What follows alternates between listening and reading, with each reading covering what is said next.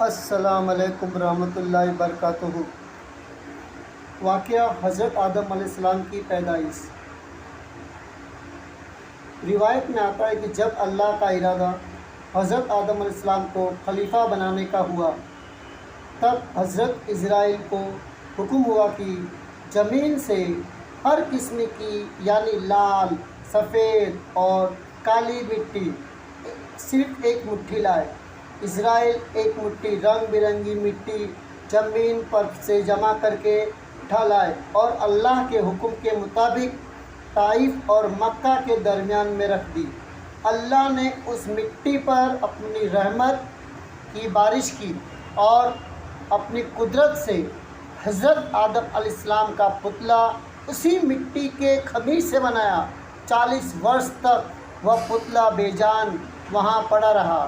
پھر اللہ نے چاہا کہ حضرت آدم علیہ السلام کے اقبال کا ستارہ روشن ہو اور ان کی اولاد کا رتبہ و درجہ پوری کائنات کی مخلوق پر ظاہر ہو، تو اس نے روح پاک کو حکم دیا کہ آدم کے پتلے میں داخل ہو۔ اس وقت نرم و نازک روح نے مٹی کے پتلے میں داخل ہونے سے انکار کر دیا۔ پروردگار نے روح کو دوبارہ حکم دیا کہ اے جان اس بدن میں داخل ہو۔ جب روح آدم کے جسم میں سر کی طرف سے داخل ہوئی تو حکم الہی سے جسم کے جس حصے میں وہ پہنچتی تھی، جسم جو ٹھیکرے کی طرح تھا گوشت پوشت میں بدل جاتا تھا۔ جب روح سینے تک پہنچی تو حضرت آدم علیہ السلام نے اٹھنے کا ارادہ کیا۔ اٹھتے ہی وہ زمین پر گر پڑے۔ اس لیے اللہ تعالیٰ نے قرآن شریف میں فرمایا ہے کہ انسان بڑا جلد باز ہے۔ اسی حالت میں حضرت آدم علیہ السلام نے چھینک ماری، بولے الحمدللہ، تو اس کریم رحیم ذات نے اپنی رحمت سے فرمایا یہم مکمل۔ حضرت آدم علیہ السلام کے ساتھ سب سے پہلے اللہ کی یہی رحمت نازل ہوئی۔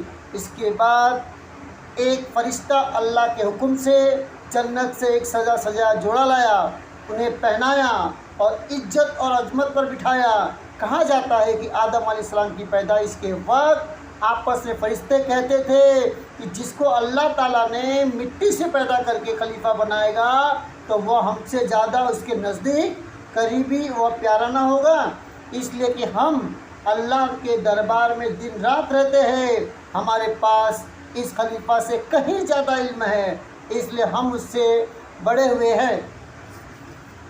لیکن اللہ کو تو آدم علیہ السلام کو برتری دینی تھی، اس سے انہیں چیزوں کے نام بتا دیے اور حکم دیا کہ فرشتوں کو خبر دو کہ اگر وہ سچے ہیں تو چیزوں کے نام بتائے۔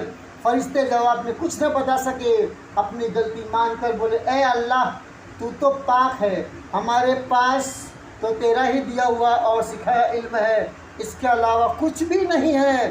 تب اللہ تعالیٰ نے حضرت آدم علیہ السلام سے کہا کہ تم چیزوں کے نام بتاؤ۔ اللہ کے بتائے ہوئے علم کے مطابق حضرت آدم نے نام بتا دیے۔ اس طرح اللہ تعالیٰ نے حضرت آدم کو فرشتوں کے مقابلے میں زیادہ عزت و بزرگی بخشی۔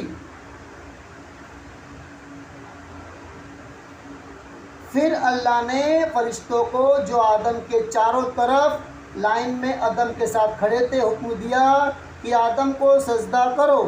اللہ کا حکم پا کر فرشتوں نے بلا کچھ کہے سنے حضرت آدم کو سجدہ کیا، مگر ابلیس نے ایسا کرنے سے انکار کر دیا۔ لعنت ہو اس پر، بولا میں آدم سے بہتر ہوں اس لیے کہ تم نے مجھے آگ سے پیدا کیا ہے اور آدم کو مٹی سے ہی پیدا کیا ہے۔ یہ اللہ کے حکم کی نافرمانی تھی، اللہ نے اسے اپنے دربار سے نکال دیا اور ہمیشہ کے لیے اس پر لعنت ڈال دی۔